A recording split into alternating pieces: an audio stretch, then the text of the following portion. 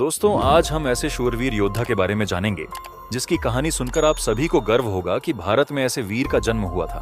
तो आओ जानते हैं कौन है यह महावीर। दोस्तों, आज मैं जिस शूरवीर की कहानी सुनाने जा रहा हूं वह एक मराठा योद्धा है और यह कहानी सुनकर पूरे भारत को गर्व होगा। साथियों, मैं बात कर रहा हूं बाजी प्रभु देशपांडे की। यह अकेले ही अपने शत्रु को खत्म करने का साहस रखते थे और ये छत्रपति शिवाजी महाराज के खास सहयोगी थे। बाजी प्रभु देशपांडे का जन्म 17वीं शताब्दी वर्ष 1615 को भोर ताल्लुक पुणे में हुआ था। बाल्यकाल से ही उनके हृदय में भारतवर्ष से बाहरी मुगल हमलावरों को नेस्तनाबूद कर बाहर का रास्ता दिखा देने का जज्बा था और शिवाजी की सेना में एक अभिन्न हिस्सा बनकर कार्य करना उनके इसी स्वप्न को वास्तविकता में बदलने वाला था। यही नहीं, स्वयं शिवाजी ने भी बाजी प्रभु के अभूतपूर्व उत्साह और सामरिक सूझबूझ को देखते हुए उन्हें अपनी सबल सेना के दक्षिणी कमान को सौंपा, जो कि आधुनिक कोल्हापुर के इर्द गिर्द उपस्थित था। बाजी प्रभु देशपांडे ने आदिल शाही नामक राजा के सेनापति अफजल खान को शिकस्त देने में अत्यंत ही अहम भूमिका अदा की थी।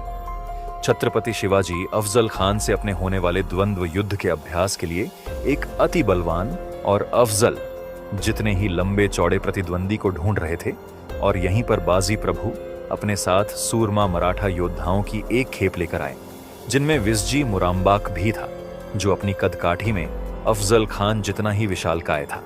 शिवाजी और बाजी प्रभु के नेतृत्व में मराठा सेनाओं ने अपनी कूटनीतिक और सामरिक चातुर्य से अफजल खान को मृत्यु के द्वार पहुंचा दिया और इस प्रबल जोड़ी ने आदिल शाह की अति विशाल सेनाओं तक की नाक में दम कर दिया। वस्तुतः मराठा सेनाएं अपनी छापामार और घात लगाकर वार करने की क्षमता के कारण युद्ध भूमि में इस्लामी हमलावरों के खिलाफ बेहद ही सफल रही। साथ ही आदिल शाह जैसे अनेकों मुगल और मुसलमान शासकों पर समूल विध्वंस कर देने वाले आक्रमणों के द्वारा मराठा सेनाओं ने अपने वर्षों से ज्वलंत स्वप्न को पूर्ण किया और इन शासकों द्वारा भारतवर्ष के मूल निवासी हिंदू जनसंख्या पर किए गए अत्याचारों का भरपूर उत्तर दिया। इन दिनों शिवाजी ने अपनी सेना को पन्हाला किले के इर्द गिर्द इकट्ठा कर लिया था। आदिल शाह को किसी तरह खबर मिल गई। उसने तुरंत अपनी एक विशाल सेना के द्वारा पन्हाला किले के समीप एक तीव्र हमला बोल दिया। हमला इतना भीषण था कि मराठा सेना को भारी नुकसान का सामना करना पड़ा। वहां से निकलकर बचना शिवाजी के लिए अति महत्वपूर्ण हो गया था। युद्ध कई माह तक चलता रहा। आदिल शाह का प्रबल सेनापति सिद्दी जौहर अपनी जिहादी सेनाओं के द्वारा खूब कहर बरपा रहा था और उसने काफिली सफलता भी हासिल की जब उसने मराठा सेनाओं की रसद और संपत्ति को नष्ट कर दिया। हमले को नाकाम करने के सभी उपाय विफल हुए जा रहे थे। शिवाजी के कुशल सेनापति नेताजी पालकर ने भी हर संभव प्रयास किया। अंततः शिवाजी ने एक अति गोपनीय विकल्प चुना। उन्होंने अपने एक वकील को सिद्दी जौहर के पास इस करार को लेकर भेजा कि हम एक समझौता करने के लिए तैयार हैं। यह सुनते ही आदिल शाह की सेनाओं ने कुछ हल्का रुख इख्तियार करा और महीनों से चल रहे संग्राम में एक अल्प विराम तो लग ही गया। दरअसल यह शिवाजी की पन्हाला किले से अपनी सेनाओं को सुरक्षित बचा लाने की रणनीति का हिस्सा था। आदिल शाह की 10,000 सैनिकों की जिहादी सेना से बचना एक जटिल कार्य था। इसी योजना के अंतर्गत गुरु पूर्णिमा या आषाढ़ व्याध पूर्णिमा की एक रात्रि को 6,000 बेहद ही चुनिंदा और सक्षम योद्धाओं की टोली को लेकर शिवाजी और बाजी प्रभु इस योजना को अंजाम देने के लिए निकल चले। वे 2 गुटों में बंटे। एक छद्म गुट की अगुवाई शिवाजी के हमशक्ल शिवा नवी कर रहे थे और दूसरे की खुद शिवाजी महाराज, जिसमें बाजी भी थे। मुगल सेना ने शिवा नवी की सेना पर आक्रमण कर अपनी सारी क्षमता और ऊर्जा उस दिशा में ही लगा दी। आदिल शाह की जिहादी सेनाओं ने शिवा नवी को अगुवा कर लिया और उनका शीर्ष मर्दन कर दिया। शिवा नवी के इस महान बलिदान के कारण शिवाजी महाराज और बाजी प्रभु द्वारा संचालित डालों को अपनी मुहिम के लिए और अधिक समय मिल गया। इस छद्मावरण का पता चलते ही मुगल सेनाएं छटपटाकर अपने बाल नोचने लगीं और असली शिवाजी की तलाश में निकल पड़ी। परंतु तब तक शिवाजी और उनकी सेनाएं पुरजोर लगाकर वहां से जितनी दूर हो सके निकल चुकी थीं। मुगलों की 4,000 सैनिकों की फौज को चकमा देते हुए सेना के अश्वों का दौड़ दौड़कर जब सारा बल समाप्त होने की कगार पर ही था, तभी वे घोड़े कींद दर्रे के पार पहुंच गए, जिससे बाद में शिवाजी ने पावन कींद का नाम दिया। और यही वह ऐतिहासिक पल था जब बाजी प्रभु ने अपने ऊपर मुगलों को पूरी तरह से धूल चटाने की जिम्मेदारी ली। उन्होंने अपने साथ कुछ 300 मराठा सैनिकों को लिया और शिवाजी महाराज से आगे बढ़ने के लिए कहा। इस प्रकार वे मुगलों से लड़कर शिवाजी और उनकी बची हुई सेना को सकुशल विशालगढ़ किले तक पहुंचाने में मददगार रहे। शिवाजी यह सुनकर बाजी प्रभु की वीरता से स्तब्ध रह गए और अनमने भाव से अपनी सेना के साथ विशालगढ़ की ओर चल दिए। कींद में मराठा सूरमाओं ने अपने जौहर का वह सैलाब बरपाया जिसका इतिहास साक्षी है। हर हर महादेव की प्रचंड हुंकारों के साथ ही मराठा सेना भूखे शेरों की तरह मुगलों पर टूट पड़ी। बाजी प्रभु की सेना की संख्या बहुत ही अल्प थी। मुगल सेना का सिर्फ 100वां हिस्सा।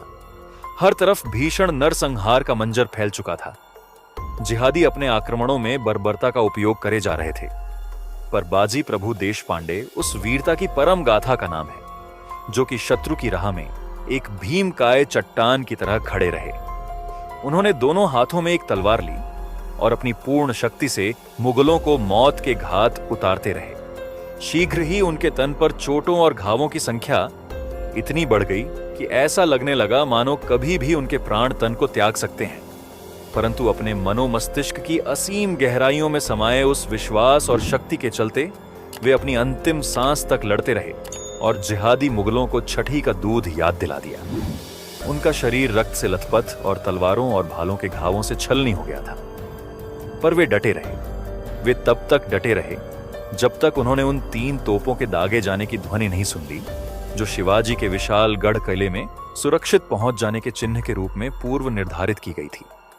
उधर शिवाजी महाराज की सेना को भी विशाल गढ़ में पहले से मौजूद एक और मुगल सरदार की सेना का सामना करना पड़ा। उनसे जूझते हुए लगभग सुबह ही हो चली थी और सूर्योदय तक आखिरकार शिवाजी ने उन 3 तोपों को दाग दिया जो बाजी प्रभु को एक इशारा थी। बाजी प्रभु यद्यपि तब तक जीवित तो थे, परंतु लगभग मरणासीन हो चुके थे। उनके सभी साथी सैनिक हर हर महादेव का उद्घोष करते हुए बाजी प्रभु देशपांडे को उठाकर दर्रे के पार पहुंच गए।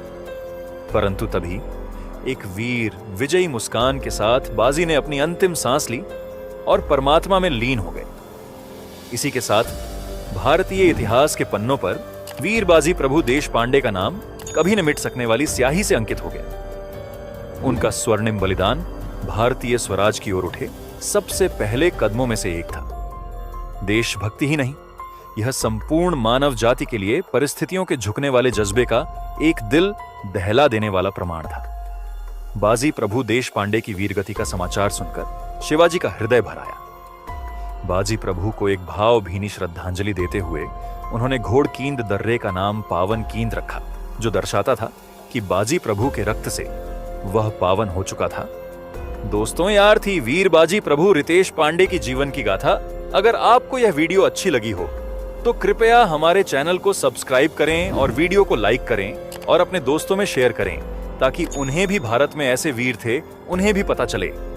फिर आपसे ऐसे ही एक शूरवीर योद्धा की कहानी लेकर मिलता हूं। तब तक के लिए आज्ञा दें। धन्यवाद।